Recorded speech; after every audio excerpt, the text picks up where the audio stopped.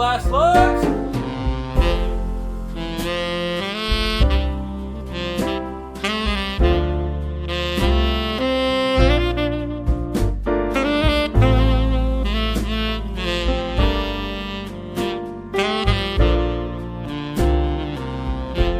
Welcome, friends, to episode 332 of the Ink to Film podcast, where we read the book and then see the movie. I'm writer Luke Elliott. And I'm filmmaker James Bailey.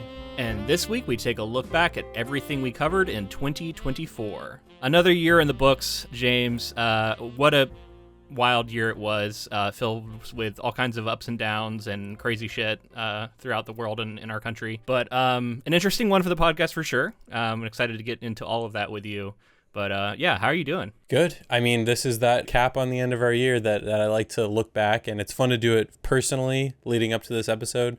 Do it here with our listeners in the episode and kind of talk about things that we covered, people we met and had on. And it's a year of change, but it's also like a year of like evolution. I like the keep adapting continues to be relevant to us in like many different ways and iterations. For sure. But yeah, ups and downs personally and throughout the world. And yeah, it was a year. This is our 8th year doing this. This will be our 8th last looks. And that's like officially a pretty strong tradition we have going now for us. And I realized just that this is a part of my end of the year ritual, right? Like it doesn't feel like the year has ended until I've recorded a last looks. So I'm excited for this one, man. It's always fun taking some time to look back at all the shit we covered. And I say shit affectionately. A lot of it is very good.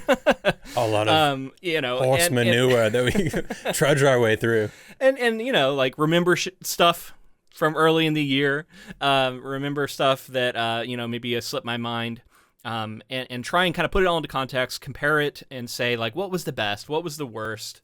And we've, over the years, this episode has sort of shifted into what it exactly means. But I want to go ahead and lay that out for anybody who might be this might be their first last looks. We have a category called our most surprising. And that's maybe the most wishy-washy as to what exactly it means. But basically that's our category for something that just came out of left field. Something about it was really unusual, unexpected. Maybe it's the difference between expectations and what was delivered. And then we go into our worst read of the year, which all of these categories are very experiential categories for me and James. It's, the stuff that we read for the podcast. What of that was our least favorite reading experience? Not necessarily a judgment on what was the worst book, but just the experience of reading it. Then we'll move into best reads, not necessarily the best book, but what we enjoyed the most. And then we do the same for our watches. So worst watch, best watch. And those are our 5 like major categories that we're going to move through as we go through this episode. Sometimes listeners may disagree with episodes, and sometimes the episodes themselves come out to be really fun, even if it's not necessarily great source material or project. The other thing that we do in these episodes is stats. We go through stats. Yeah. And that's getting not into... a lot of time will be spent on that, but we like to do that, just kind of touch base and see like where our most downloads came from, what countries outside of the U.S. liked us, stuff like that. What our most popular episodes were. If you want to, if you like to track popularity, we'll talk about that. And also like, how many episodes we did, how many films we watched, how many books we read, guests that we had on. It's fun to like review and check back in on all that stuff. Right. And so I did want to talk about one other pretty significant change that we're introducing this year. So I think around halfway through the year, we shifted our release schedule a little bit. And we decided that 1 week per month, we were going to focus on our Patreon release and not do a release on the main feed. Because of that, I know it's going to reduce the number of things total that we covered, which is releasing slightly less main feed episodes. So we are making a shift to where anything that we watched or read or covered in some fashion that is either a book or an adaptation on our Patreon, but wasn't released to the main feed. If we watched it this year, it is eligible for any of the categories for the first time. We did not do this in the past, but we were thinking about it and we were like, these are adaptations we're covering, and they should be eligible for these categories. So for the first time, we're sort of elevating those to eligibility. So I'll be interested to see, if they crack our lists and how that affects how we do things going forward. I was so used to covering adaptation adjacent stuff, and as time has gone on, we've covered things now where there's like multiple adaptations of something, and it's interesting to dig into them being different, not necessarily like a Jaws 2 or something like that, where it's like a lesser kind of like shadow of the original material. We've started getting into stuff now where I'm like, I think the coverage that we did is good, and I would like to, push people to check out some of this stuff. Yeah. Even if they're not patrons. Yeah, for sure. And eventually those episodes tend to come out on the main feed. It's just much later. So they become part of the sort of canon of the main feed, so to speak, eventually down the line. But anyway, that's kind of where we're at. We also introduced a new type of episode, which I'm sure you're about to talk about, and that's the creative conversations episode. And we had to kind of figure out how we were going to deal with that.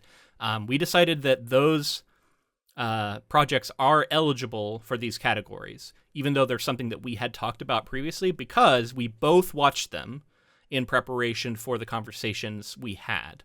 So therefore, those are potentially eligible for different categories. Yeah, and then we also did our 300th episode, Adaptation Hall of Fame, which was a whole other, almost kind of last looks-ish episode that we're doing in the main feed now, which I think we've decided we're going to do every 50 I think to it's going 100. to be yearly. I think we're going to do one every year. I'm not sure how that's going to fall with now our slightly reduced release schedule. So I just want to make sure we do it every year, and we probably do it around the same time just to keep it consistent. We do like halfway, and then we do last looks at the end of the year, so kind of checkpoints. I don't know. I think last year we did it in like February. So I'll have to look and see. Like maybe we do it fairly early again, but one thing to point out about that is those movies are not eligible.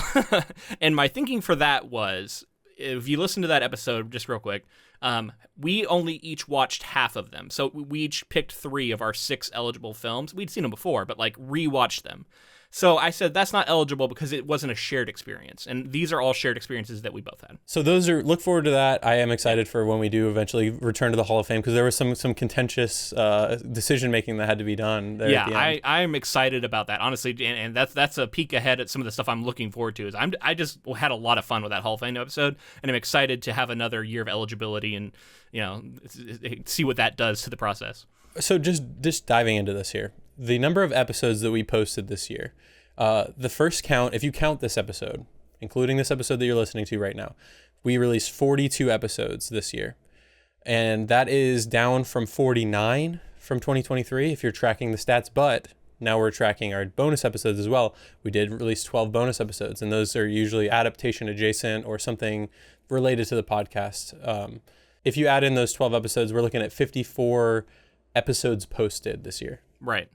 And as you've said, we put a lot of work into those Patreon episodes as well. They're not quite as long, but we still research them, and they're still interesting conversations. So they maybe should be getting more credit than they had gotten previously. Yeah, I think so. That initial 42 included our 300th Adaptation Hall of Fame and our creative conversations, which we had 2 of. This is one of my favorite things that we're doing now, actually. Yeah. And hopefully we can continue to do more of them. But this year we had Paul Tremblay on to speak about Knock at the Cabin, and we had Ted Chiang on to talk about Arrival. Yeah. Paul Tremblay is the author of The Cabin at the End of the World, and Ted Chiang is the author of Story of Your Life. Yeah. So getting to have the authors who've had their work adapted come on and talk about that adaptation process, and they're on the other end of it, and getting to tell us their thoughts on it. It's one of the coolest things I think we've been able to pull off. Really, really cool. Love the hell out of those episodes. Very proud of them. They are a little different than what we normally do, but I absolutely want to do more of them as we go forward and continue to build our sort of base of all the things we've covered, because I feel like we have a good knowledge base now about adaptations that we can sort of bring to bear. So 8 years of it. I know. Apparently. Something like that. I can't believe it's been that long. But from the Vault episodes, so these are the episodes we are now within our format. If you haven't been following along, I think once a quarter-ish, we're taking a week off in order for us to kind of catch up on things and make sure as that we're needed if something happens. As needed. But this year we did quarterly, and it seems like we did maybe 2 other ones throughout. So 6 from the Vault episodes. And those were on the Sandman, like extra episodes that we hadn't covered on the main feed. The Hobbit, 1977, Guillermo del Toro's Cabinet of Curiosities, episodes 1, 7, and 8, Return to Oz, Pinocchio, and Super Mario Bros. Yeah. So all of those were previous Patreon exclusive episodes that have been added into the main feed now. And some of those I'm really happy are there because, whether you're a patron or not, some of those are quite fun. It was kind of darkly ironic, I guess. We released that Sandman, those extra Sandman episodes, I think it was a few weeks before the news dropped about Neil Gaiman. It was very unfortunate timing. But, whatever. It is what it is. Pretty disappointing, yeah. Yeah. Our bonus episodes, just to review those, the ones that we recorded this year were on our pre-Hall of Fame deliberations, which was fun because we got to kind of like hash. And we'll do something like that again for sure. So then Room 237, which is that Shining doc that we talked about for a long time. I think even way back in our Shining coverage, we mentioned that one. Yeah. Wonka, which was that Timothée Chalamet film. Fallout, the Amazon Prime series. Tier ranking from the Vault episodes, so that was pretty fun to get in and do tier ranking. Sometimes we like to do that to break things up, and honestly, like those tend to do pretty well online from what I can tell. So we need to release some more of those to the actual YouTube channel probably. Yeah. Alice in Wonderland, the Tim Burton version, Solaris, Steven Soderbergh version, Query Quest, which is a fun one that we do with Luke as he's querying his novel. That was the 4th one. Yep, talking about the process behind the scenes, what that looks like, yeah. Goosebumps, 2015, Jack Black film. Mary Shelley's Frankenstein, that was the... Kenneth Branagh. That was the Kenneth Branagh and De Niro film. Oh, yeah. And Scott Pilgrim Takes Off, which we had a ton of fun with. We like talking about that one. And then recently, The Muppets Christmas Carol, which was the superior, just for spoiler, superior version to Scrooge, in my opinion. Yeah. So that's a fun one for people who aren't patrons. If you're interested, consider becoming a patron, and you can check that episode out before it eventually comes out on the main feed. Count this as our ad of the episode, since we don't do that's our regular ads. But I do want to say one more just appeal for engagement. If you have I want to hear your opinions on this stuff, right? Like I want to hear what your picks are from your best reads, worst reads. It doesn't have to be stuff we covered. You can if you want to limit yourself that way, but you could also just tell us what your favorite book was you read this year, what your favorite thing was you watched this year. If it's an adaptation, great. I'd love to hear about that. We are avid fans of reading and watching things as well outside of the podcast, and we do this professionally. Yeah. We also like recommendations of good stuff, so send them our way. Absolutely. Just hear about good stuff. Yeah, let us know. Total number of projects that we covered. So sometimes Silo, for example, took us a month to cover, and then sometimes we do a one-off episode where it's a source material and an adaptation. The total number of projects that we covered this year is 18, 36 if you include bonus and from the vault. We covered 15 book projects this year. Book projects include short stories, novellas, graphic novels, and novels. Okay, interesting. All right. The 3 short stories or novellas were The Canterbury Tales, 8 O'Clock in the Morning, and A Christmas Carol. 2 graphic novels were Ghost World and Uzumaki. And then we read 10 novels.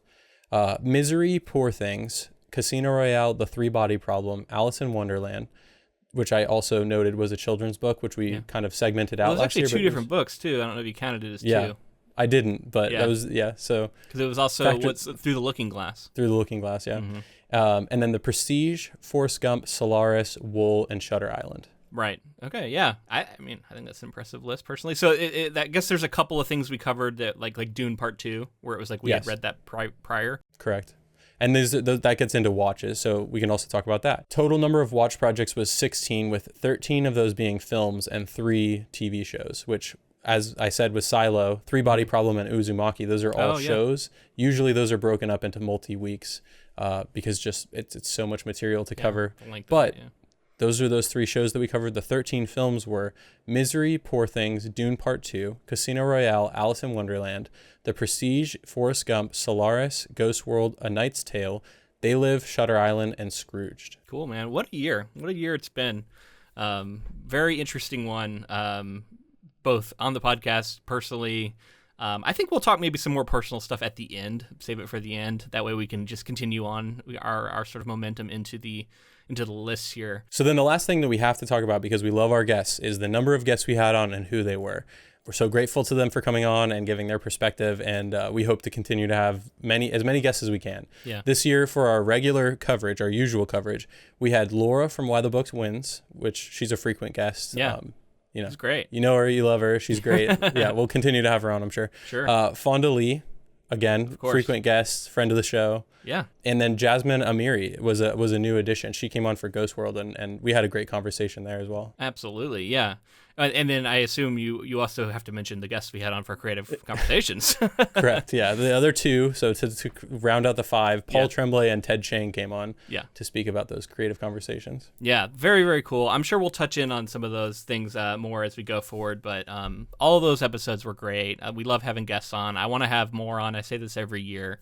I want to do more Creative Conversations episodes, but also just having guests on for our regular coverage is extremely fun.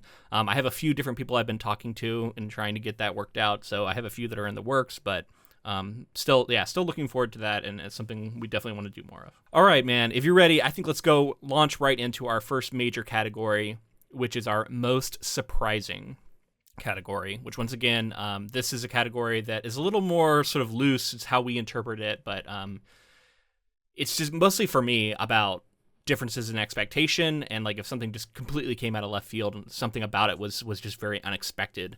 I for this one have a main pick, a runner-up, and a couple of honorable mentions.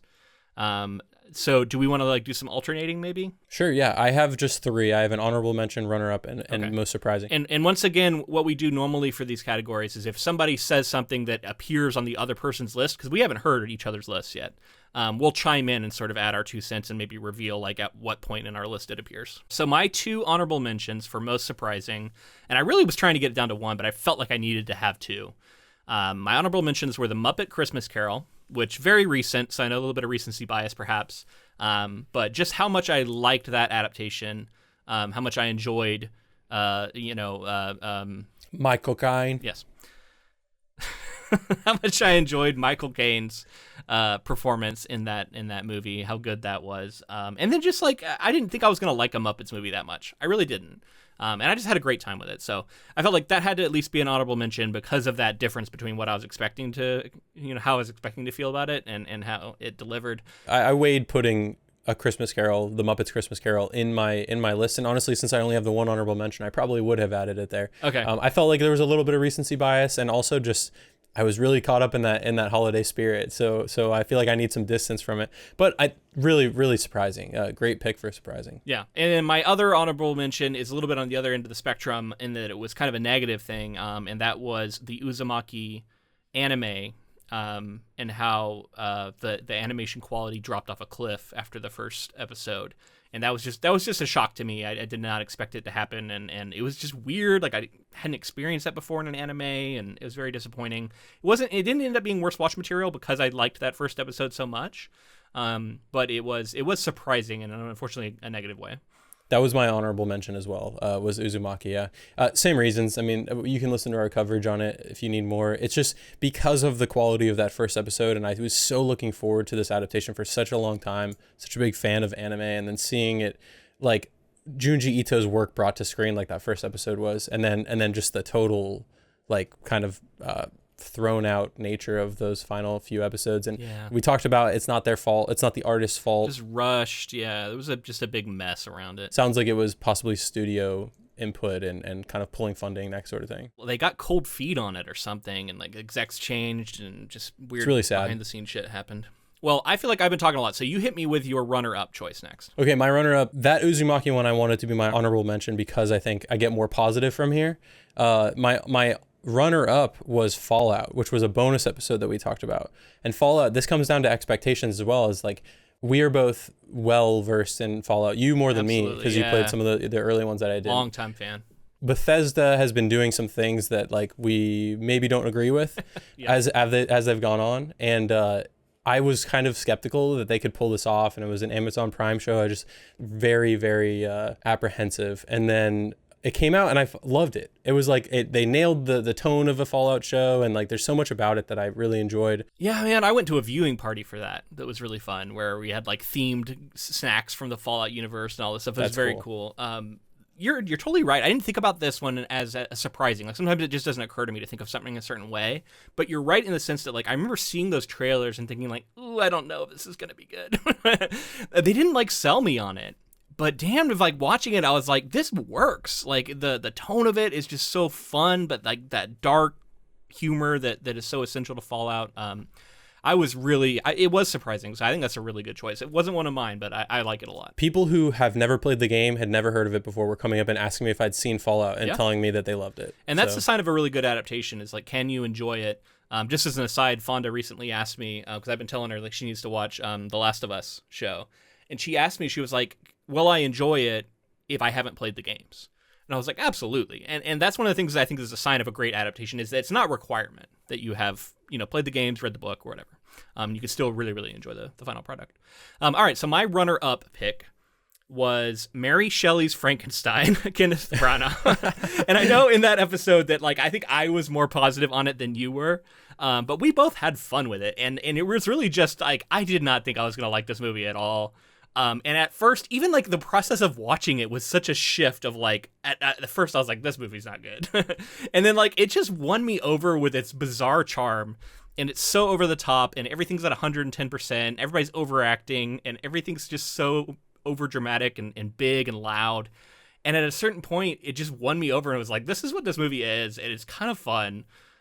So that was very surprising. So it ended up being my runner-up choice. But I had a lot of fun with that movie. I still don't know if I like that movie. It's fucking crazy. Fair. It's very I just crazy. I don't know. I think it's fun that it exists. I think I said that in the episode, and that's kind of where I still stand on it. Mm-hmm. I like it for surprising because it is surprising. I don't think you can predict that it's going to go to the places that it goes. It goes into this like really uncanny tone that just doesn't really match, especially Mary Shelley's Frankenstein. Yeah. They named it that, which it was like, all right, bold. Adaptation of her work, and then you get this like absolute crazy like fever dream. Yeah. Heavy metal adaptation, I think we called it in that episode. And it totally is. We're talking about a lot of bonus episodes here, so I hope that that's true. people And check that was out those a episodes. bonus. Yeah, we've got a couple of here that are bonus. So they've already cracked our at least most surprising list. Do you want to hit me with your actual choice then of most surprising? Yeah, sure. My most surprising, and I'm talking about like before it came out, because I had heard great buzz about it for a really long time, but I was saving watching it until the podcast.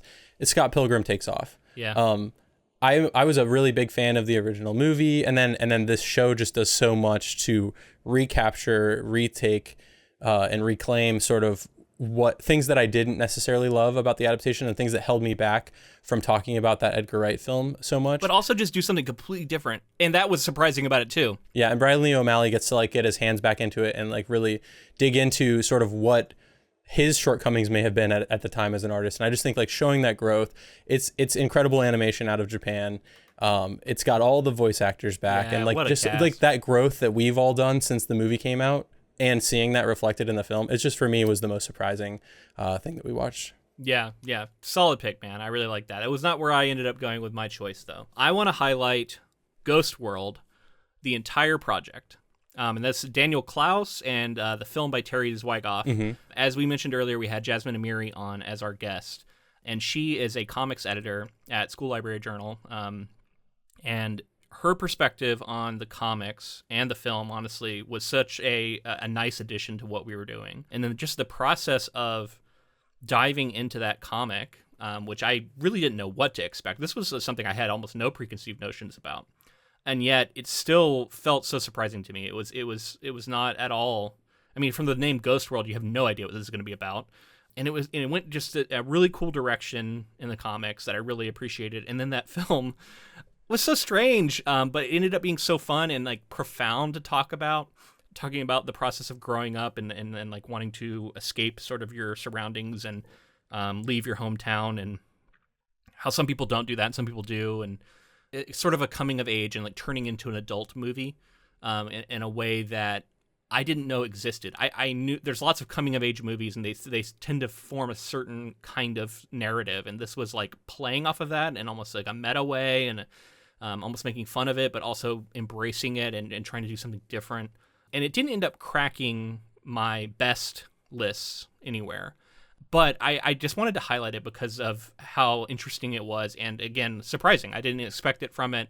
And yeah, that ended up being my choice. I love that. Yeah. It's this really unique comic from a very specific time in Americana, and a specific in history like, of comics. Yeah, and a specific time for like, I think us as a culture, and like me especially growing up, and like it's harkening back to a certain time that I looked at and like wanted to be and emulated some of myself around, even though I hadn't even necessarily done it from this movie. It's like just sort of like the zeitgeist and the culture around it. And then obviously like looking at it in today's day and age, and just saying like, wow, this was definitely ahead of its time. Yeah. And the film, it's, you know, it's kind of become one of those like indie cult following films, and I'm glad that we added it to the repertoire and covered it on the podcast. Absolutely. And, you know, the process of looking at it as an adult is also interesting too, because this was clearly kind of a movie made for a certain age group, age demo, but reflecting on it welcomed me to reflect on my own life and like where I've gone since I was that age. It's just a really interesting thing. So that's our most surprising category. I'm going to give a few stats now just to kind of break it up. We traditionally do our top 5 states at this point. So I'm going to go ahead and do that. So in just real quick, in 2023, the top 5 states were Maryland at number 5, Oregon at number 4, Texas at number 3, California at number 2, Florida at number 1. This year, we came in with Pennsylvania at number 5, newcomer. New York has reclaimed a position in the top 5 at number 4. And then our top 3 are the same. Texas at number 3, California at number 2, and Florida remains at number 1 for us. Shout out to all of those states. That I noticed those are all really big markets. So that kind of tracks, right? And some of the things it's like California, big art, like art scene, like a lot of these major metropolitan areas. I think we broke it up, and obviously like we have friends in a lot of these areas as well. For sure. But in general, I love that people from Maryland and Pennsylvania Seton are Hill listening. is where I went to school for my master's. That's in Pennsylvania, so I know a lot of writers and people in that area. So maybe that's part of it too. Pennsylvania doing well. I don't know.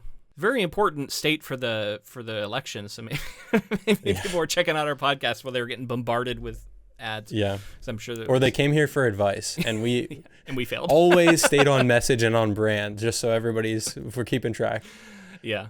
All right, man. So that's just a little taste. We don't want to spend a lot of time on that. So let's move on, but I just wanted to, for posterity's sake, have that out there. But let's go into what is traditionally my least favorite category, and that's worst read. That's because I generally don't like being negative, and some years it's actually really hard to choose.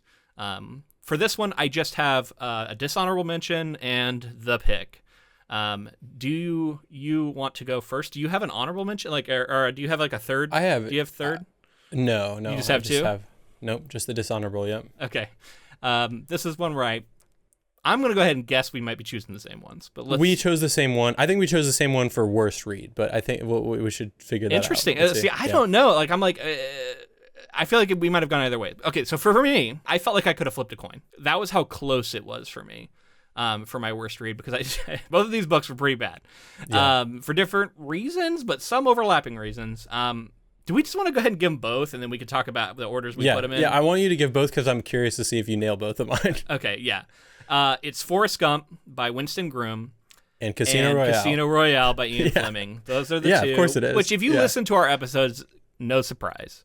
Those are the two that we were definitely the most negative on when we read them, and sure enough, when I look back at it, I was like, nothing else really comes close to these two. As I laid these down in my notes, I kept going back and forth on which one I actually wanted to be the worst read. You want me to tell you what I have as number one? Yeah. Tell me your order. My worst read of 2024 was Casino Royale. Okay.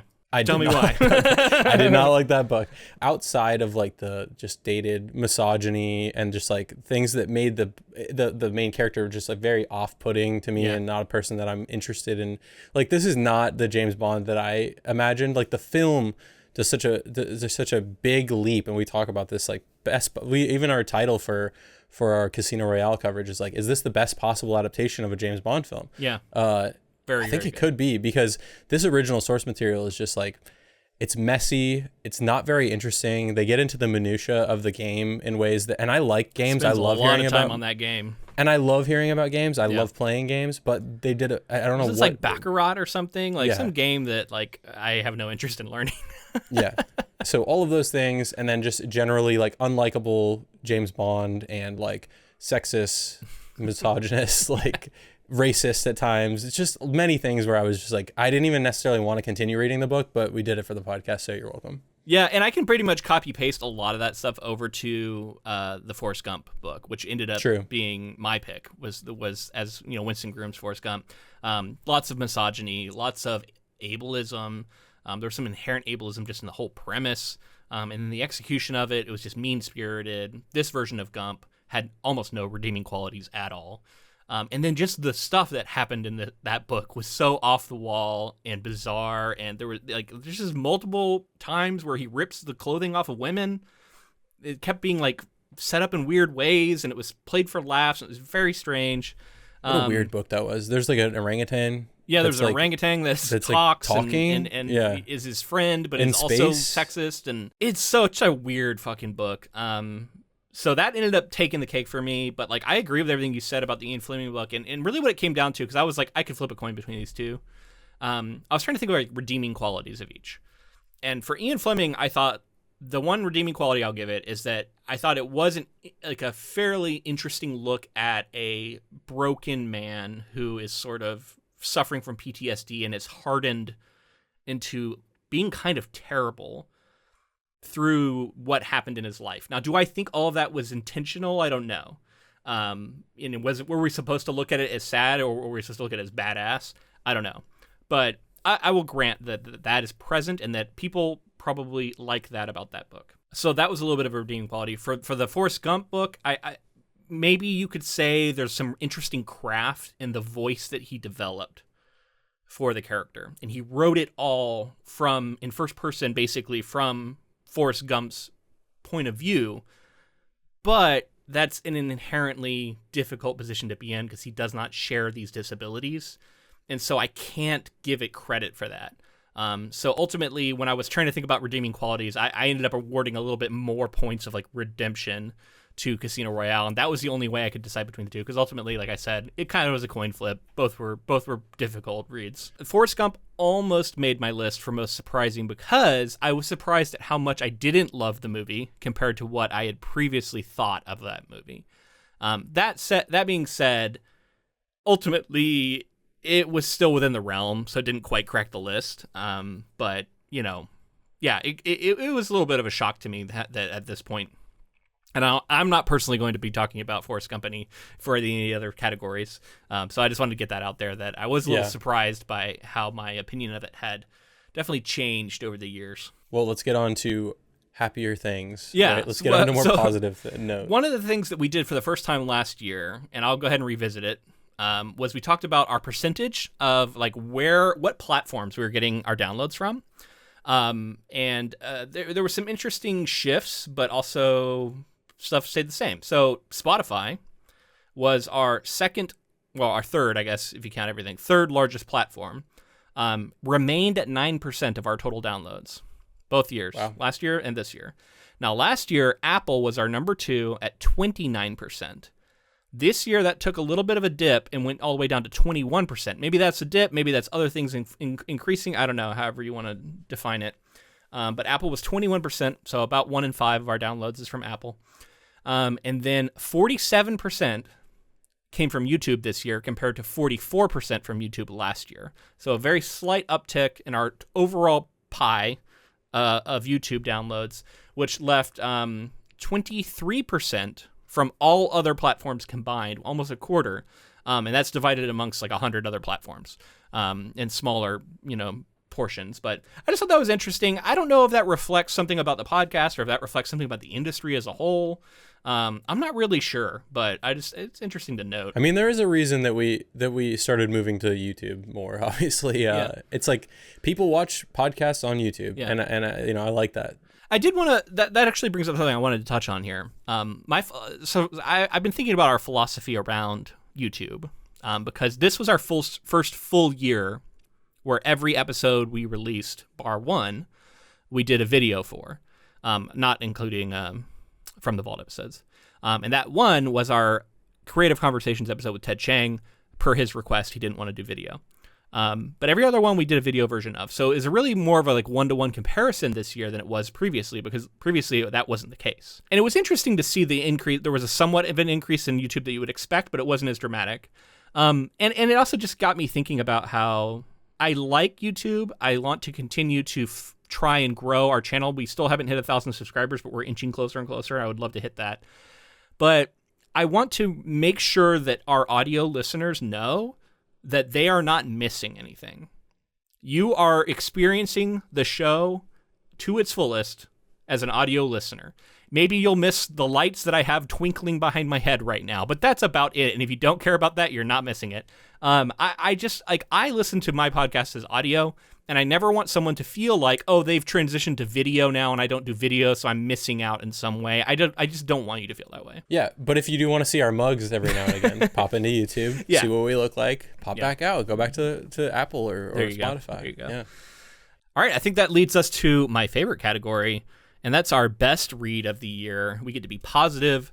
For this one, I have just 3 choices. I have my pick, my runner-up, and my honorable mention. And then I have one book that I want to shout out that I read outside of the podcast you didn't read, so completely unrelated. Maybe I'll get that out of the way first because it's technically not eligible for any of this. But I read... How do you know I didn't read it? It's the real question. True. Let me know if you did. Yeah. I read Tender as the Flesh by Augustina Bazterrica. And forgive me if I'm mispronouncing the last name. We had a trip together recently. You told me about this book some, and you just like mentioned that you had read it and how much you were like, I mean, what an experience it was. Most disturbing book I've ever read. And I was like, I just have to mention this because it is something that I'm never going to forget. And it's like a reading experience. When you have a reading experience where you're like, I'm not going to forget that. Then that's memorable to me. That's something that I needed to mention.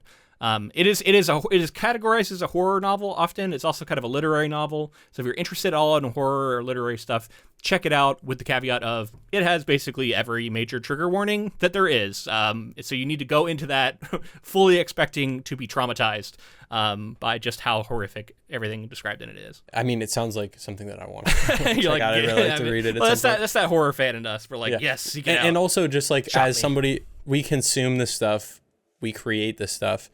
It's hard, I think, sometimes to get a new experience that feels novel. It really is. I did not expect to be the age I am and read a book and go, this is the most shocking, disturbing book I've ever read. Because I've read a lot of shocking, disturbing stuff at this point. Right.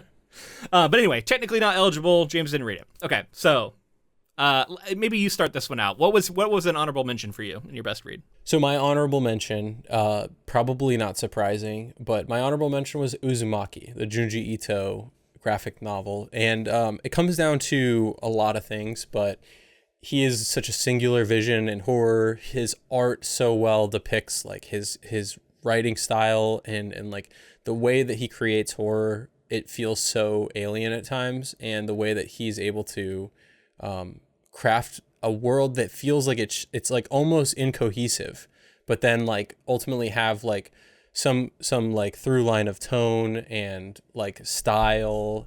It's everything about this guy is so impressive to me. Yeah. And reading Uzumaki was such a fun experience in the way that the spirals sort of like mirrored our lives and stuff. And a storm came barreling down on you while we were covering it. It's the kind of story that like you start seeing spirals everywhere. You think about it all the time if you see a spiral. Like that's the kind of thing that sticks with you. And Junji Ito is just an absolute legend. And his black and white manga and like the horror that he can create in like the mundane in some cases and in the like just grotesque and like I don't know, otherworldly.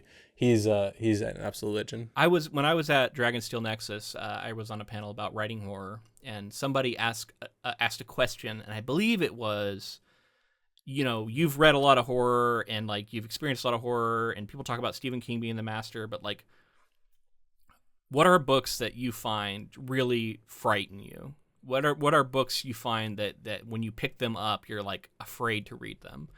And my choice was Junji Ito as an author. Just like whenever I see a Junji Ito thing on the shelf, I'm like kind of scared to look in it. You pick it up and it feels like it has an aura to it. It does. Like it's like a dark Necronomicon or something. It's very cool. I love Junji Ito. He was actually also an honorable mention for me. I didn't realize I had 2 honorable mentions, so that was one of my 2. I think you put it well. He was amazing. Glad we got to cover him this year. Someone I've been looking forward to covering for a long time. My other honorable mention I wanted to get to was a book that could have appeared in Most Surprising, but I decided to put it here because ultimately it was such a positive experience, and that was reading Poor Things. Poor Things was such a cool book. Alistair Gray, and what an interesting book that was, because it was meta and layered, and it had this had these structured narratives and these layers of narrative that I didn't expect. And then what really made it worth an honorable mention to me was that I then went to Glasgow for Worldcon this year, and he was from Glasgow and set the book in Glasgow, and it was such an important part of that book. And he has these murals around the city, and I was able to see some of them, and it was just really cool to have that connection, and it felt like it just really lined up. And then it was also just a really fun project, like we talked about before we had Laura on for the movie, which was a whole nother interesting thing to talk about. But I wanted to highlight that book as an honorable mention, something I really enjoyed. So what was your runner-up? My runner-up for best read was actually Misery, something we covered all the way back in the beginning. And he's a staple of the podcast, Stephen King. It's so funny because I think we've joked at times about how like this podcast could just be a Stephen King podcast, but there's a million of those. And yeah. we both like Stephen King a lot. I think he very clearly like dominates many different genres, and he's the biggest writer in the world and all that kind of stuff. But Legend. When I read Misery, I'm enthralled, right? Like I had such a good time with it. I knew the story like because of the film, but then going through the process of reading it, I'm like, the master of horror, he creates this suspense, he creates this narrative with this writer who's trapped by this woman, and like it's so engaging, and I'm like, I think back about reading that and I'm like, I tore through that book, just devoured it. And that to me, I'm like, that was one of my best reads of the year. So I'll reveal that was my best read of the year. That was my choice. Yeah. And for all the reasons you talked about, but in addition, when we covered that, I said, I think this is my new favorite Stephen King novel. And I've thought about that a lot since, and I've just got to the point where I'm like, I need to read it again, because a lot of my other favorites from him I have read more than once. But the layers of it being about a writer and him sort of analyzing the craft of writing while laying out this awesome psychological tale. Well, and how it almost represents the writer and the audience in ways. And his relationship to the audience and expectations and toxic fandom and like things like that. It's just really fascinating on all these different levels. And then, of course, it's got like his mastery of writing engaging characters, doing interesting things. And he just makes this really come alive. I do kind of miss that there was not really anything supernatural going on, and I like that in some of his other work. So it's something I'd have to consider on whether or not it's going to be my best going forward, my favorite going forward. But it was so good. It ended up taking the cake. It's just like the thing I enjoyed most reading, and I think even in the episode we did, I was like, this is going to be a hard one to dethrone. And some of the stuff came close, but ultimately it did end up staying for me, at least. I'll hit you with my runner-up, though, because I'm curious if it actually what is if we swapped here, yeah? Yeah, if it's your favorite. So my runner-up was Solaris by Stanislaw Lem. I think when we covered it, and even on my Goodreads, I think I gave it 4 out of 5 stars. And sure enough, like there were things about it I didn't love. The experience of reading it was a little mixed. But what has elevated it for me is just the richness and uniqueness of that story and how much it has stuck with me since reading it, how much I think about it, and just what he was able to achieve with the concept, and the also just the effects I've seen of like how influential he has been in the genre as a whole. Just such a fascinating book that it had to be on my list, and it didn't quite crack my number one because, like I said, just like a subjective reason, I just enjoyed reading Misery a little bit more. But just as a really cool thing that I'm glad I read and I had a great time with ultimately, Solaris is my runner-up, but Misery was my choice. So what was your main choice then? I think my best read is a little cheat code here because we introduced the option to add this in. Okay. Story of Your Life by Ted Chiang. That was my favorite read of the year. We reread it before Ted Chiang came on. It is such a touching, moving, philosophical, theoretical science masterpiece. And when we reread it and had him on, the experience of just like speaking with the man who created that and took 5 years, I believe he said in the interview, to create this narrative. For 5 years. Research linguistics for 5 years. Just like this guy is on another level. and the way that reading that story, I originally loved it before we covered Arrival, and I love that film as well. But talking to him, reading it, then talking to him, that experience for me, that's my best read of the year. And his story remains one of, I think by far my favorite short story I've ever read. It's got to be in the top 3 at least, maybe my favorite ever. Yeah. That's an interesting question. That's something I hadn't thought about. So that's something I did want to talk about, and that's I don't reread stuff often, and when I do, it tends to be a very different experience, and I find different things, and sometimes it's enjoyable in a different way, but it's hard to recapture the magic of a first read. So for me, rereading Story of Your Life and Dune, because I also reread Dune this year, those could have been my best reads, but I realized that the experience of reading them, when I still think about what was the best time I had with both of those, it was the first read. And so the second read always kind of pales in comparison to that. So for me, it kept them both on the outside, even though if we had a debate about what the best thing was we read, it would be a different conversation. But it was more just that sort of subjective experience of reading. And the fact was, I reread both of those. I think I had read The Story of Your Life. Also, it might have been my third or fourth time reading that. And in like Arrival, I've seen many times now. I think that was probably like my 8th time seeing that movie or something. So it's just a different experience when you've seen it that many times. While I feel like I was able to grapple onto the story and like really understand what he was getting at the first time, something about reading it the second time, I also felt like I was like familiar with the material to where I could like try to wrap my mind around it even more. And I think I did get some more out of it, but I totally get where you're coming from. That first time, there's nothing like the first time. Like, we'll just leave it at that. Yeah. Yeah. All right, man. So that's our best reads. Ultimately, Story of Your Life, and for me, Misery. I think two very solid choices. I like that a lot. Yeah. So in between here, we're going to talk about some more stats. We have our top 5 countries outside the U.S. where we were downloaded. Real quick, last year we had at number 5, Sweden, number 4, Canada, 3, Germany, 2, Australia, 1, the UK. This year, at number 5, coming in, India cracks the top 5 for the first time. Wow. Which is exciting to see. Number 4, Sweden, so actually went up a slot. Nice. Number 3, Australia, and number 2, Canada. So from number 4 to number 2, number 1, UK again. Which also makes sense because I went to Glasgow this year, and hopefully some people who were like at the con downloaded some stuff. But yeah, I was kind of excited to see that some shifts, some newcomers. Yeah, I think Scotland would be upset about being lumped in with the I was UK, thinking about like I wish that the stats that I was looking at were more differentiated that, but they don't. Yeah. They lump it all together. Yeah. Yeah. Well, for our Scottish listeners, we don't think that you are the United Kingdom. Or although I don't know, maybe some feel like they are the United Kingdom, but yeah, I know that there's some thoughts about that. I don't think they do. I don't think most Scots people feel that way. But. They're Scotland, yeah.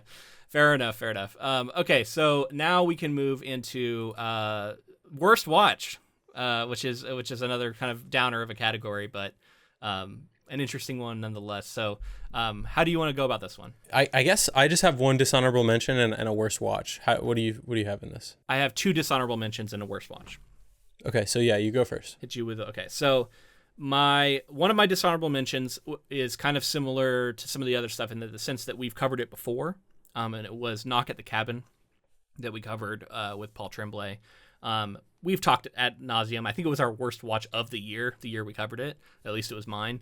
But it was still frustrating, unbelievably so. But it just ended up entering my sort of honorable mention category here. But just the end of that movie ruins everything about it. We've covered it. We talked about it ad nauseum. We talked about it with Paul Tremblay. Check out that episode if you want to hear why. But I'll just say that it was one of my dishonorable mentions.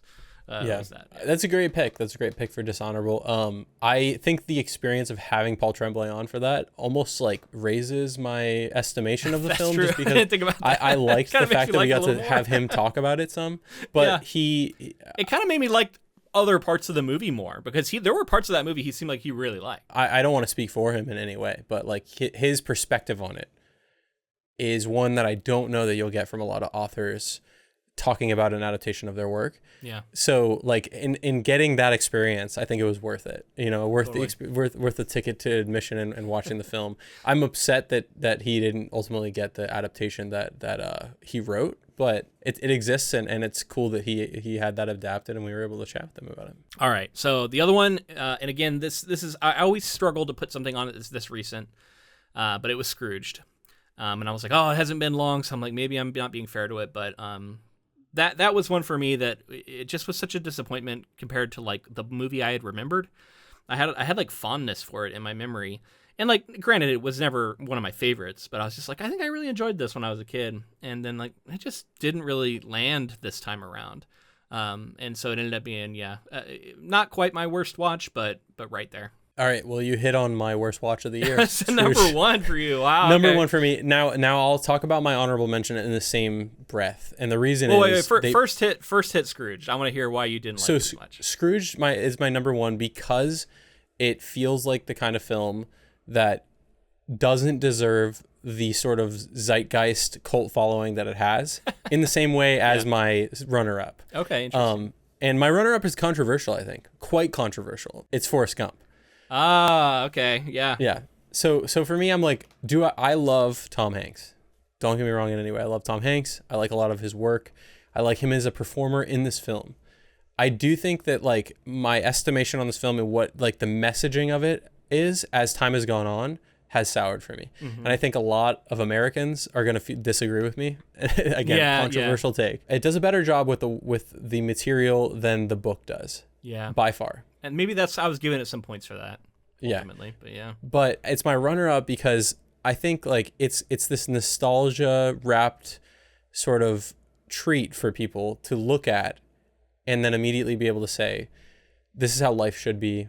Yeah. This person deserves this. It sort of packages conservative, traditional values in a palatable way and serves them to people. So in that sense, it's kind of a gross movie, right? Yeah. To me, at least, as a, bleeding heart liberal. I like Zemeckis. I like Tom Hanks. I don't think that was necessarily even their intention. No, it was a different time. But it's turned into something that I liked and watched quite a lot growing up. And now I watch it and I'm like, there's something about this that just doesn't sit well with me. And that's part of what goes into Scrooge for me. Scrooge mostly, maybe it's a little bit of recency bias, but I just really didn't like I was like, Bill Murray is meant to be an unlikable Scrooge figure, but watching that film and then watching a Muppets Christmas Carol. My comparison was drastic. It's so clearly correlates. Like what I was looking for from Scrooge is the Michael Caine Scrooge in a Muppets Christmas. I knew it wasn't going to be that. And there's like a version of that movie that could have really worked, like that sort of Verhoeven like black satire. Like it could have worked. It just didn't land. And we get into the reasons why in our episode. And it was I get what you're getting at with that, and I wish that it had gone further with that. But it was like and like Bill Murray himself and some of the people involved with the film, the writers have said like it's this weird bastardization of like halfway between the script and what they wanted to do, and the humor just didn't work very well. Was a big part of it. It's strange. Yeah. It feels mean spirited. Bill Murray is not likable. He's not meant to be, but like even at the end of the film when he's supposed to become likable, he's not likable. So for me, that was my worst watch of the year. Yeah, I'm with you, man. All right, so there's one that hasn't been mentioned yet, and that's my pick for worst watch of the year. And maybe you'll think this is a bit of a cop-out because I chose a bonus watch. And I chose the Alice in Wonderland 2010 Tim Burton film that I just really disliked watching.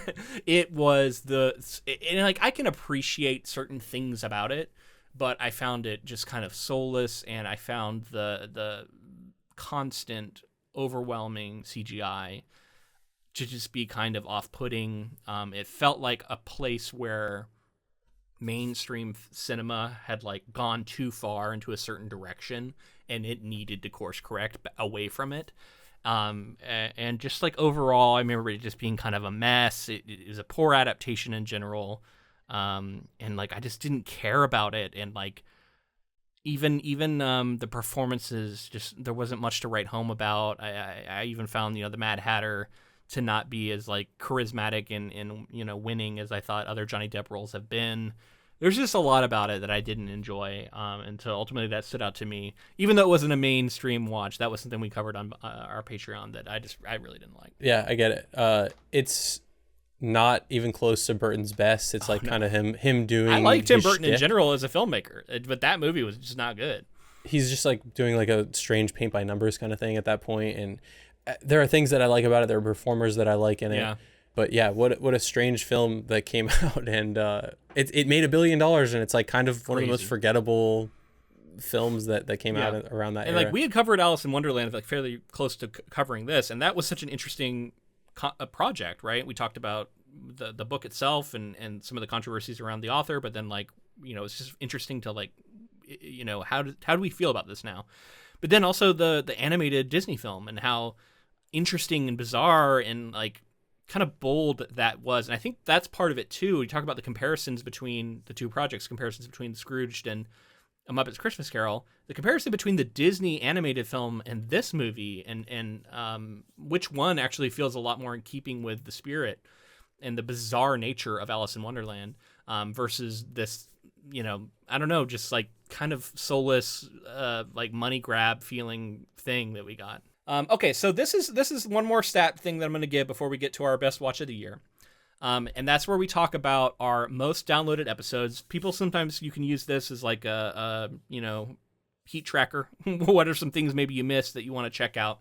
And then last year, for the first time, because we had this split and sort of an emphasis on YouTube, I gave you the top 5 video, like top 5 YouTube episodes and the top 5 audio episodes. And interestingly, only one was one title was in the top 5 on both.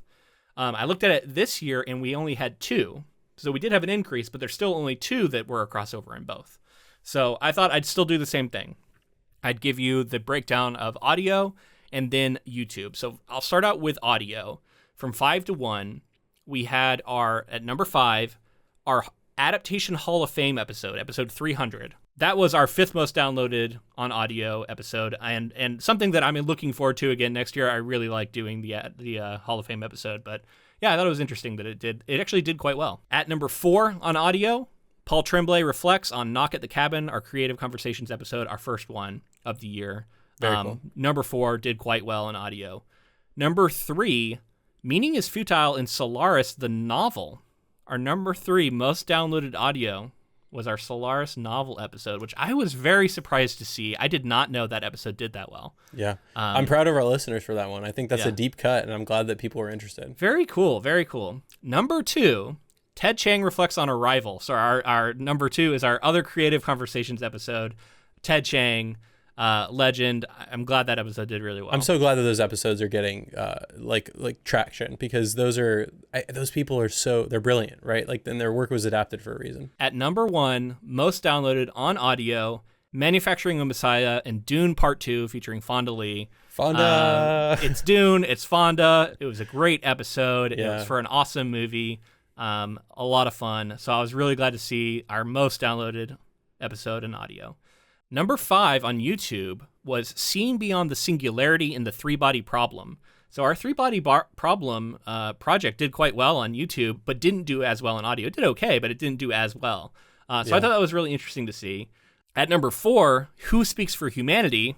Three-Body Problem. So, and that was our first episode we did on the show, I think. So it's like our 2 show episodes did the best. It kind of makes sense that people were like, at the time, we were fairly timely with that one. We're looking for that on YouTube. Those both did really well on YouTube. And once again, you'll see those were not in the top 5 on audio. So an interesting sort of diversion there. At number 3, most watched, Manufacturing a Messiah, Dune Part 2. So this is one of our carryovers. But it came in at number 3 on YouTube. Number 2 was Men Telling a Woman's Story, Poor Things, movie episode. That's where we had Laura on. And she brought over some of her YouTube audience. I swear that must have been what happened, because that one did well. Good episode, but it did not do nearly as well. I think it was like 14 on audio, but it did quite well on YouTube. Laura from Why the Book Wins. Who, by the way, I met up with in Salt Lake City briefly. She came over and we went and grabbed coffee together during Dragonsteel. It was very cool. First time meeting her in person. And then our number 1 episode on YouTube, Paul Tremblay reflects on Knock at the Cabin, our Creative Conversations episode. So interestingly, Ted Chiang, didn't crack the top 5, but again, not a video. That we talked about that one. He wanted audio only, so I expect that's why. But Paul Tremblay brought the eyes, number 1 on YouTube. So that was our breakdown, top 5. If you didn't check out any of those episodes, make sure to check them out, because I thought they were all bangers. Yeah. I am really happy that a lot of the guest episodes with Laura and Fonda and Ted Chiang. Yeah, previous years I had noticed that some of our guest episodes weren't even in our top 3, and that was not the case this year. This year, a lot of guest episodes were the ones that did really well, so that was cool to see.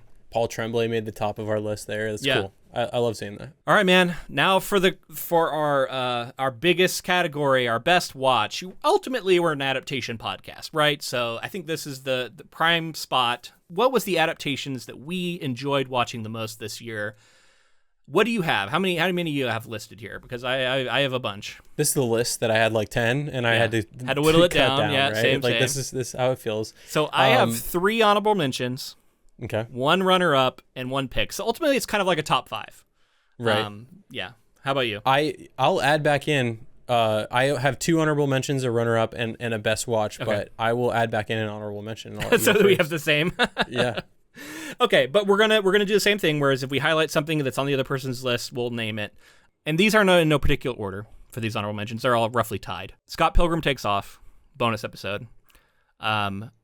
Really, really enjoyed that. I was surprised by how much we covered it. I think you talked about it in your surprise category. So I did, yeah. It was my number one most surprising, and it was most surprising for me. It was just good. Like it made my list of top.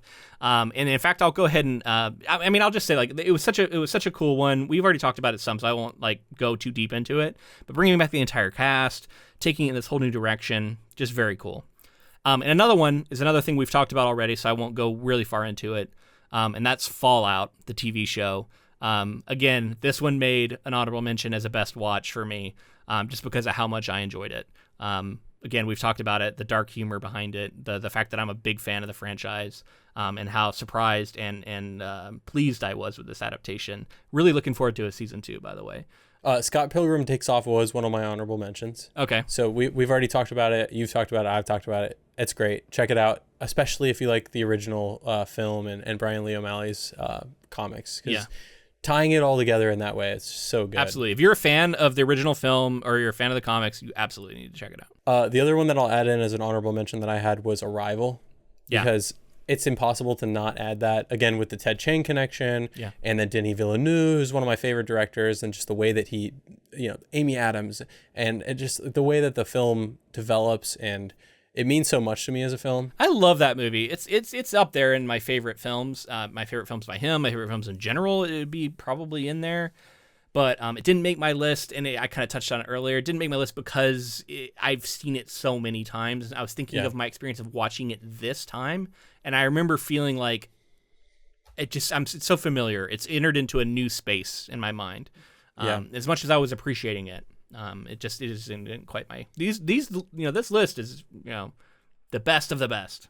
All right, and I have one other honorable mention, which I think is going to be the most controversial, in the sense that I think this might be higher on your list. Oh, boy. I chose Solaris, the Tarkovsky film. So Solaris is my runner-up. Runner-up, okay. I'll go ahead and say it, yeah. Yeah, so I went as an honorable mention. I thought about making it my runner-up. It was very close. I ultimately feel more positively about the book than I do the film for that one. I really enjoyed covering them both. And both of them have had a similar legacy for me in the sense that I keep thinking about them. I know how important they are for their relative mediums. And they were just both so interesting. And they're just geniuses behind the wheel, for both. And such a cool example of adaptation.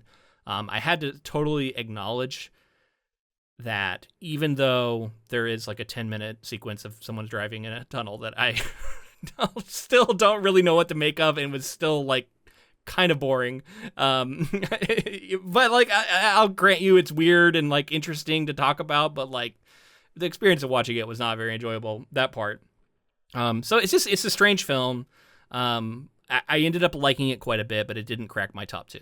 Tarkovsky, I'm glad that you mentioned it. You want to talk about unique experiences that you can't get elsewhere. Yeah. Tarkovsky delivers that. He's influencing every sci-fi film that we're seeing, and also no one can touch it. It's the kind of film that it's experiential. It's giving you a feeling of atmosphere that you're just not getting from another film.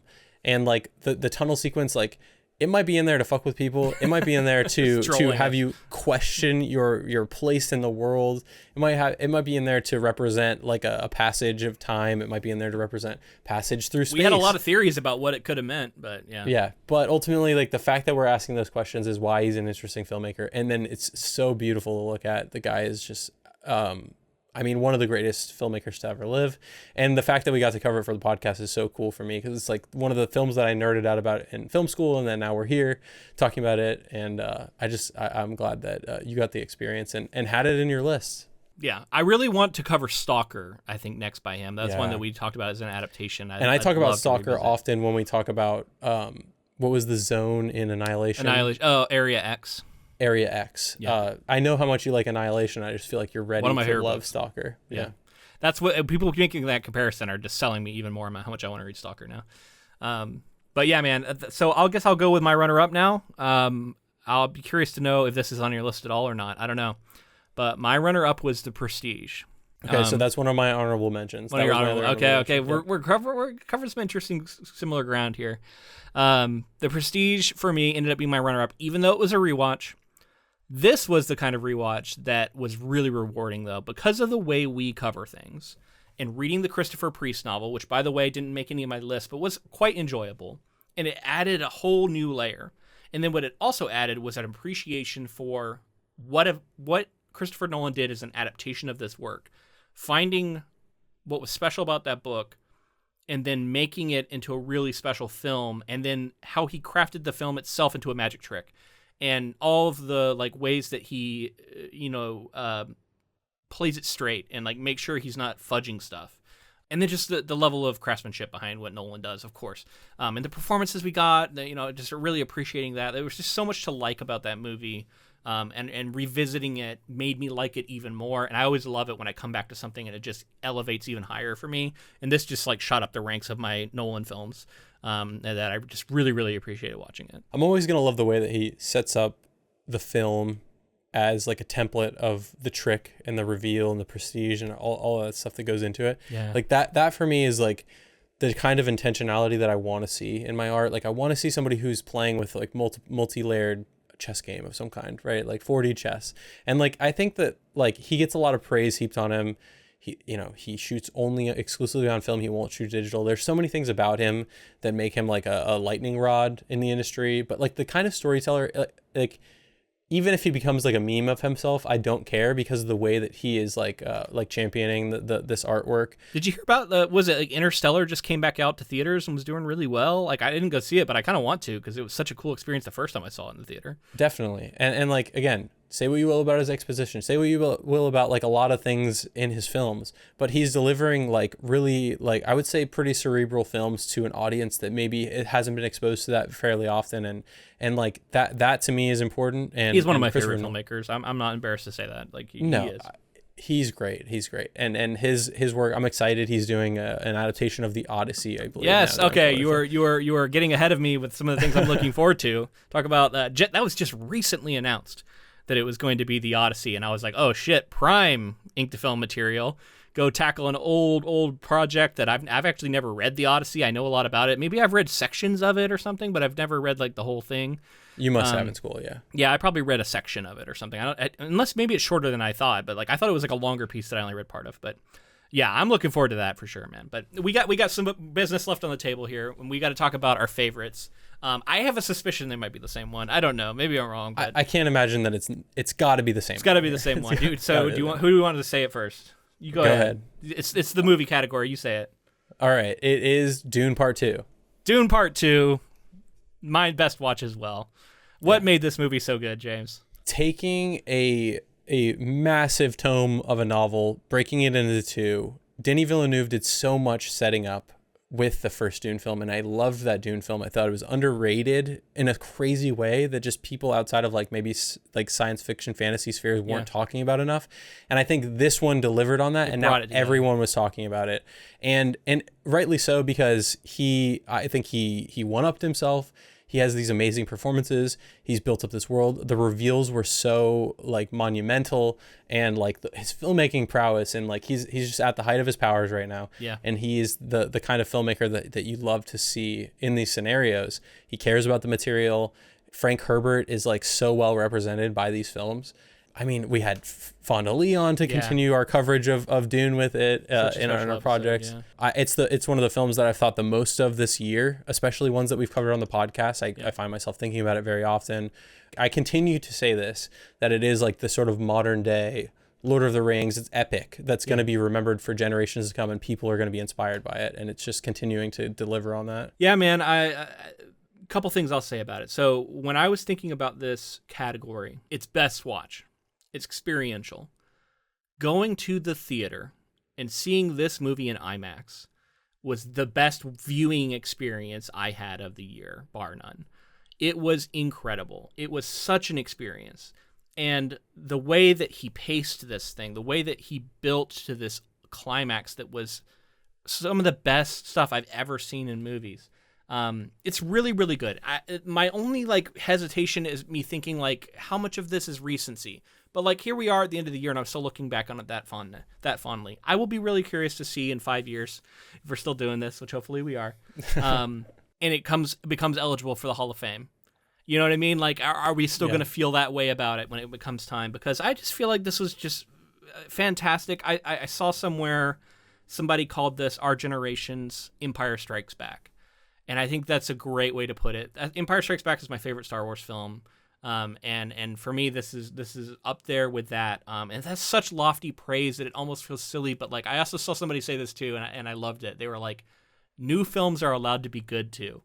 And I loved the way they said that, because like there were so many people who were coming out of the woodwork to be mad that it was getting compared to classics like Empire Strikes Back and The Lord of the Rings and all this stuff. And I do think there's sometimes this attitude of like nothing can touch stuff from that era, right? Nothing can touch those classics. Nothing can touch The Godfather and like all these classic films. New stuff is allowed to be good too. And I think I will grant you that sometimes a little bit of time is required to fully appreciate it in context, and that is true. But I don't think we should shy away from being enthusiastically adamant and happy about good films and about good things in general. And that's something that I want to continue to champion on our podcast, is that we will pound the table and say, fuck it, we love this thing.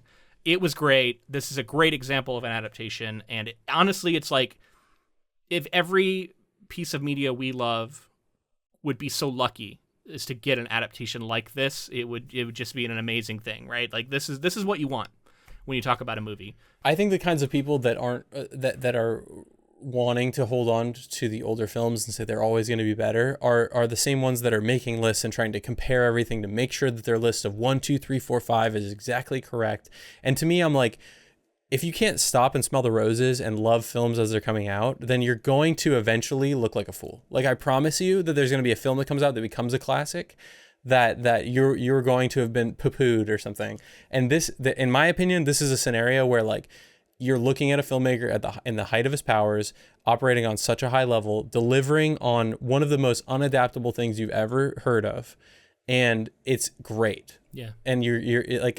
We'll see how the legacy goes with it. Yeah. I'm happy to be wrong, like you said. We're going to pound the table. Best viewing experience on the podcast of the year. I'd rather be wrong by being overly positive and being behind something. That's the way I live my life. I'd rather be wrong in that direction, because it's more fun, right? It's more fun. I want to have fun. Yeah, that's ultimately what I want, right? Like, I want to feel things. I want to have fun, and I want to not guard myself from those things. I don't want to like become so jaded that I don't allow myself to experience joy when I'm at the theater. And I experienced joy when I was watching this movie. Really, really good stuff. And speaking of the legacy and everything, like Dune Messiah is the next one that's I think they're going to start filming it soon. Very, very excited, talking about things we're looking forward to next year. That is definitely one of them. Yeah, man. So that's our best watches of the year. I think Dune Part 2, that totally makes sense. I'm glad to see that it made it for you. So just for posterity's sake, you want to go over your honorable mentions again? All right. So my honorable mentions were Scott Pilgrim Takes Off, Arrival, Prestige. Runner-up was Solaris, and Dune Part 2 was my front runner for best watch. Right. All right. And so for me, honorable mentions: Solaris, Scott Pilgrim Takes Off, Fallout. Runner-up, The Prestige. Number 1, Dune Part 2. So that's our choices. All that's left to do, man, is start to look forward to next year and talk about our own years. We didn't talk about that much here going at the beginning, but I want to leave some space for it at the end. How was your year in general, personally and professionally? And then maybe you can parlay that into talking about what you might be looking forward to next year. A year for me professionally of growth and like continuing to kind of hone what I want to say as a filmmaker, and like how I can go about articulating that. I think continuing to grow professional relationships is really important to me, and continuing to work with awesome people who are just as passionate as me about a lot of this kind of stuff. Personally, I mean, this was a year of me being engaged. We're excited, and we're planning a wedding. So that's been a lot. We traveled a ton this year, which is really important to me. We got to see all kinds of different places and meet new people and have different cultures of food, and just like that's what's like the spice of life to me, and I love doing that. And then going forward, I'd love to continue a lot of that. I think wedding planning is going to take priority number 1. Yeah. And then obviously continuing to hone my craft and like how I'd like to tell stories, and specifically what that looks like in this ever-changing market is interesting. trying to find like a foothold in there, and also like continuing to work in like commercial spaces, and really the narrative being the thing that I love the most. Like getting to work on a few movies each year, just a couple short films, that sort of stuff is really important to me. So pay the bills, that's important, but also like do the passion, like lean into those kinds of things, and I love like the scenario that I'm in right now to continue doing that. Yeah, man. Yeah. So for my year, it was, a mixed bag. For one, I'm still toiling away in the querying trenches, and unfortunately, I have not signed with an agent yet. I'm still waiting on a couple things to hear back. I have some queries out that I haven't even got responses on yet. I have some fulls out that I'm waiting to hear back on. So there's a bit of that still going on. So fingers crossed. But also I'm trying to mentally get to the point where I'm like ready for the next step with that. So I also started plotting and conceiving of my next novel, which I'm happy to say I have done now. I have conceived it. I have mostly plotted it out. And I'm getting ready to really hit the ground running on drafting. I've started drafting a little bit, but I really want to hit the ground running drafting in the new year. I think you told me a little bit about it. Is there any like nuggets of like what kind of book you'd like to write here? Yeah, I mean, it's obviously still very much in flux, but I will just say that it is more of a sci-fantasy that's going to be set in more of like a turn-of-the-century, 1900s-ish era, at least technology. And it's going to be a little bit more sort of gothic fantasy, sci-fantasy kind of thing. And I won't go into too much more detail because, again, stuff may change. But that's where I'm at with it right now. Secondary world, kind of a blend. We'll see. I'm excited about it. Definitely a little bit of gothic horror in there. Cool. Love that. But also on the writing front, I published 2 stories this year. And that was sort of... I try not to like make those take second fiddle, but I mean, they're smaller, but like they're still important. And they still help my overall career. I had a story come out in the Even Cozier Cosmic anthology, and it was like a flash piece that was really fun. And then I had a story come out called Beyond Heaven in the Beyond the Vanishing Point magazine that I was also really proud of. So I had 2 stories come out. That was cool. When any year I can publish some stories is good. So I will take that. And then also professionally, I attended 3 different conventions, I believe, unless I'm forgetting one. But NorwestCon earlier in the year, I was on programming in all 3. So I went to NorwestCon early in the year and CTAC, which I'm going to be at again this coming year. That's one of my favorite like regional conventions that I like to go to. Then I went to WorldCon in Glasgow, which I've talked about. I was on programming there. That was really cool. Then I got to do the Soul Scotland trip. That was amazing. And then towards the end of the year, Dragonsteel Nexus, which I talked about a lot on our Christmas Carol episode, so I won't go over it all here, but just an absolutely incredible event that I really appreciated getting to be on programming for and just participate in. It was very, very cool. I'm also looking forward to WorldCon next year, which is going to be back in the States and in Seattle, hoping to go to that. So looking forward to that. Those conventions like continue to be more and more enticing to me. Like I love going to conventions and stuff, but like going together would be so cool. So hopefully we can make that happen in the new year. Well, speaking of looking forward to, one of the things that's like a goal is that I want to do a live show. So we're in the process of seeing if we can get that worked out. But we would love to do a live show at a con. So we're hopefully, fingers crossed, we're going to try and get that going next year. That would be pretty wild, man. It'd be cool, but it's cool. It'd be cool progression for the podcast. I'd be excited to do that. All right. So other things we're looking forward to, we have to talk about adaptations because that's what we do here. And there's a lot of the adaptations that are announced I'm excited about, but then some of them don't see the light of day. So let's talk about the ones that are definitely coming out, things that we might be covering very soon. Yeah. And then things that we've talked about many times that who knows if they'll see the light of the day. Yeah. So we'll start with Nosferatu. Yeah, I think that's going to be our first project next year. I'll go ahead and announce that. Yeah. Well, in the sense that we're going to do Dracula, and it'll be part of that coverage. It's one that I would love to have done like in a more timely manner, but it came out during Christmas, and it's just a weird time of year for us with last looks and everything else we try and do. So we're having to push it till next year, but very, very excited to get into Nosferatu for sure. Everyone I know is talking about this film. I know. Robert Eggers, I believe. Yeah. And so he's the kind of filmmaker that I see everything that he releases and like there's so many takes and so many different angles that I'm already starting to hear about, and I'm like I gotta try to avoid everything. I want to see it. I want to go in cold. So I love that we're going to cover that first of the year. I'll throw out another one that I think we're almost certainly going to cover, and that's Night Bitch. Starring Amy Adams. I'm really excited about this one. It's one I've heard a lot about, but that's one where I have a potential guest lined up that I'm also excited about. So that's one I know we're going to want to do probably pretty early next year while it's still kind of in the zeitgeist. And I've heard good stuff about, so I'm excited for that one. Another one that I've heard announced, and I think it's supposed to be coming out this year, correct me if I'm wrong, is Bong Joon-ho's Mickey 17. Mickey 17, yeah, totally. That was on my list. I definitely want to cover. I mean, it's Bong Joon-ho. Yeah. I've heard like weird production stuff, possibly, like with the stuff that we can dig into, like a push, like, you know, dates pushed back, things like that. I don't really know. I'm kind of speaking out of turn here, but I mean, it's Bong Joon-ho and it's an adaptation, so like I absolutely would jump at the opportunity. We'll dig into it for sure. Yeah. Another one for me is The Running Man. Edgar Wright is supposed to be adapting Stephen King Running Man story. We've been talking about this for a couple of years, so I hope that actually comes out this year. I had a few that we mentioned last year, and I'm just going to say that we're still looking forward to them. That's Dark Tower, Mike Flanagan. Greta Gerwig is doing a Narnia. Murderbot is coming out, which is a series that I have a lot of affection for. And then I don't know if we mentioned this last year or not, but the new It show, Welcome to Derry, is supposed to be coming out, and I'm excited about that. I don't know if we'll cover it, maybe as a bonus episode or something, but like feels like we almost have to because it is so tied to the podcast. At least it's a bonus episode because it's not an adaptation. I think it's going to be like extra material, but I'm really curious to see what they do with it. It's definitely something I'm looking forward to. And then I think everything else on my list. Oh, a couple other things we haven't mentioned so far on my list, and you can hit me if you have any other ones. Sure. There's The Hedge Knight. George R.R. Martin, the Song of Ice and Fire. Duncan Egg story. That world is getting another adaptation. That's his Duncan Egg novel, which I've never actually read. So I was thinking this would be a fun one if we get a chance to actually cover it, because I've never read that book. And, we love Game of Thrones on here, even as we also hate parts of it. But it would be fun to return to that. Not a Song of Ice and Fire. We hate a Game of Thrones. Right. Yeah. The TV show, we have, the final seasons we didn't like. But other than that, we're big fans. So I would love to return to that with The Hedge Knight. I've been hearing some interesting things about it. Maybe we could even have George on for a creative conversation or something like that. Like that would be fingers crossed. Like, that would be amazing. That would be amazing.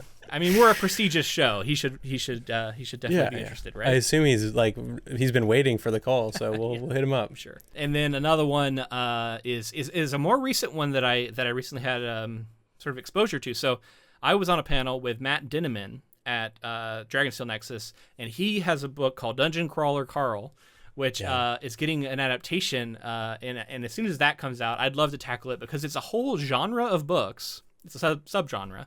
Lit RPG books. I've never read a single one. I mean, the closest is Ready Player One, which I've heard sort of categorized in that way, but I've never actually read one. So I'd love to crack into it. I think it'd be a good entry point, and then I hope that it gets a good adaptation. I'm excited to see that. I don't know if that'll come out next year or if that's a couple years out. I don't know, but I'm excited. Well, especially because like we both are fans of RPGs. Like you are very specifically, we're gamers, like, longtime fan of tabletop RPGs, like like Dungeons and Dragons and things like that I was brought into eventually. Someone recommended that to me, and I was like, oh god, I got to read this. And then you told me that it was being adapted, so now we got to wait. Yeah, and he was really cool. That comes out here soon. Meeting him in person, like he was really good nice. to hear. I have one that you haven't mentioned that I saw a lot of people are really excited about, and I've heard book talk and just like social media in general talk a lot about this author, and my fiance has read quite a lot of her work. R.F. Kuang's Yellowface is supposedly getting an adaptation. That's right. That was announced. So if that gets adapted, I think we should definitely prioritize for sure, because that book specifically, I've heard a lot of people. Yeah, I've heard a lot of good stuff about that book. It really is a look at like the publishing industry too in a really interesting way. That'd be a fun one. And then that reminds me, just you saying that it has no connection otherwise, but I believe Sarah J. Maas might be getting an adaptation, and she is like one of the biggest authors writing right now in the romantasy space. And I'm like, I would totally cover that just because I think it would be one that people would want to hear. So. I think so too. Yeah, I'd be interested. Cool. Yeah, let us know in the comments if there's anything else we missed, or honestly, if you're also excited for any of these, let us know. All right, man. So here at the end of the episode, the very end of the episode, is our chance to talk a little bit personally about like if we have any sort of resolutions or just goals for the new year's, maybe a way to think about it as we look forward to it 2025 with both apprehension and maybe a little bit of anticipation. I don't know how you feel about it, but floor is yours. How are you feeling about 2025, and what are you looking forward to? Any goals? I mean, of course, wedding is coming up, so that's important, and it's ever also looking forward to mind. That. But I'm obviously, really I think you get prime position on that one. Yeah, that is. I'm very excited about. The other things like politically are scary to me, and things like in the world politics and just how things are going to go, it scares me. So this is like a time capsule that we can look back at someday, just know like future self. I'm scared. Hopefully things are not quite as bad as we think they're going to be, but we have to be like willing to, state what we need to about like what's important, who needs to be protected, and make sure that we stand by our morals here. And I don't know, that gives me so much apprehension that it's like there's like this like duality to the future to me. I'm like, so weird, right? Yeah, you're getting married. So on one hand, that's exciting in a positive way, and then on the other hand, yeah, scary. And then just professionally, like I mentioned before, just like continuing to work with creative people and travel to work on a lot of this stuff and continuing to just get better. Fingers crossed we'll be able to do the live show. That would be an awesome. That would be super cool as well. Yeah, professionally and just for fun, I think it would be really cool. And then just like getting my own mental health and body in order is like always I think as soon as you're getting into the first of the year, I'm always like, I'm gonna be more. I'm gonna work on myself mentally. I'm gonna work on myself physically. Yeah, I mean, for me, it's. I've already mentioned how I have this new idea for a book, and I've made this promise to myself that I was gonna have a first draft done by NorwestCon, which is in April.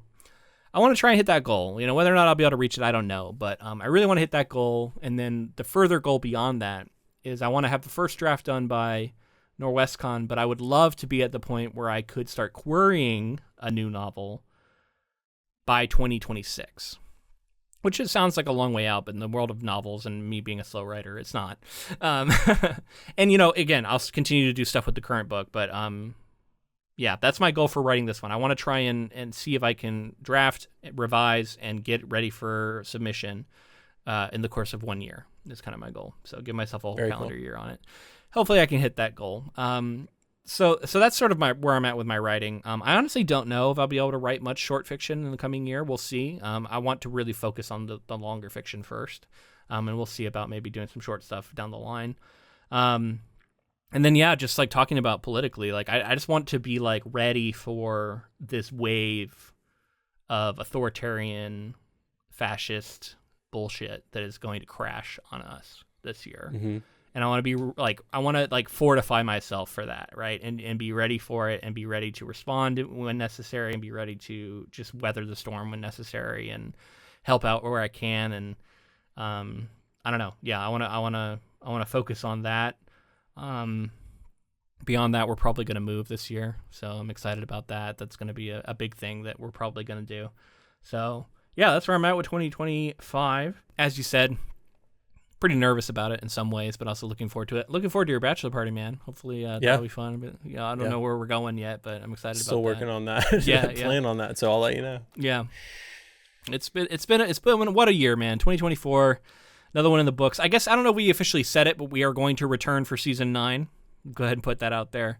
Yeah. We are going to be back for season 9. So I'm looking forward to it, man. For now, we are continuing on with our show, with our our love of adaptations and our appreciation for the process of covering them, because it continues to just be a big part of my life and one of the things that I enjoy most that I do. Definitely. Yeah. All right. I think that's going to be it for our Last Looks 2024. So until next year, keep adapting.